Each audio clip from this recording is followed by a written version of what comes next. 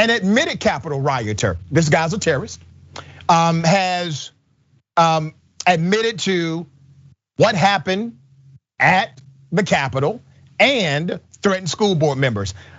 What state is this? I will give you one guess. Florida, okay, Florida. So a Florida man who claims to have participated in the January 6th insurrection was also filmed threatening to visit the homes of school board members who showed up to support mask mandates. Here's the video. Yes, I was there. Really? Vaccine for the all right, were you inside? I actually was. Go ahead. Did you go inside? Did you take I did, and I was there with a police officer, and I'm on video. It was syphilis. Perfect. Yeah, that's one of the guys who was harassing protesters outside of a school board meeting in Brevard County, Florida. And that's him admitting to participating in the January 6th insurrection and even being inside the Capitol. Now, he claims the FBI isn't interested in him, except this is an image from their most wanted page in regards to the insurrection, and pretty damn sure that's him.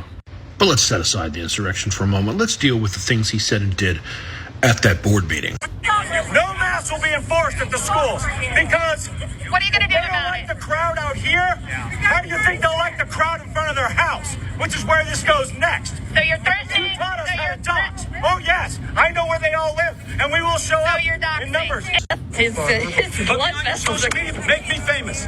Make me famous. These are the pro-loving people If of you make Margaret me famous Sanger, and I see your who said abort babies, website and making the me blacker famous, the better. I'm coming after you. That's You know what I Margaret. see?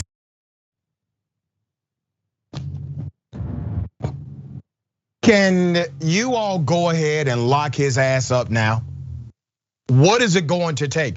He has admitted to committing criminal acts at the US Capitol. Remember, if he was there inside of the Capitol, he has admitted to a criminal act on federal property. Lock him up, okay? He has now threatened school board members. Those are terroristic threats. What is it going to take? What more does he need to do? He also made a request. I'm going to oblige him. He said, make him famous. We're gonna do that. And so that's why he will be on YouTube later today. All right. Adrienne, really interesting. The guy admits he was at the Capitol. There's a picture that looks very similar to him on the FBI's wanted list. They're trying to figure out who certain people are. He makes a threat to school board members in that local area. We have not been able to fully identify this individual, at least not by way of verification. Problematic? Oh, well, problematic for them, helpful for the feds. You know what? It's like he wants this attention. Here it is. You are soon going to be hearing a knock at your door. I don't understand these people. It's like you don't have enough time on your hands, or you're just not learning. You're seeing other people being hauled away and sitting in DC jails awaiting their trial. It's like, you want a piece of that? Okay, help yourself out by just keeping your mouth shut. If you're gonna commit a crime, at least be good at it. And this individual, clearly, they just don't know how to stay silent. That's on them.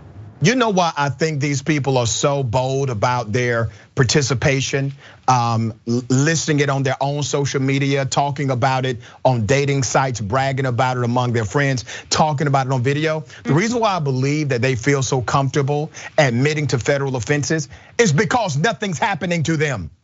They're getting a slap on the wrist, that's it. That's all they're getting. The vast majority of them are serving absolutely no jail time. The common penalty as far as fee is $500, okay? And these individuals inside of their own collective circles, they become superheroes to the people that they care about as far as opinions are concerned, right? So let's count the ways here. You pay $500 for a bunch of PR for your base. You don't have to serve any jail time because the prosecutors are not being heavy-handed with these individuals. They're not even being, in my opinion, appropriate to the prosecution of these individuals. They're being light in this prosecution. Even a federal judge made a note of that at one point. So I think part of the calculation here, Adrienne, is that they see what the penalty is. The penalty is not egregious, and they're bragging about it and telling people to post it on social media and make them famous. But I guarantee you, if these folks were getting 5 years, 10 years, if they were being charged with everything you could possibly throw at them, if the DOJ wanted to make examples out of these insurrectionists, they would not be so emboldened to brag about it. What are your thoughts about that?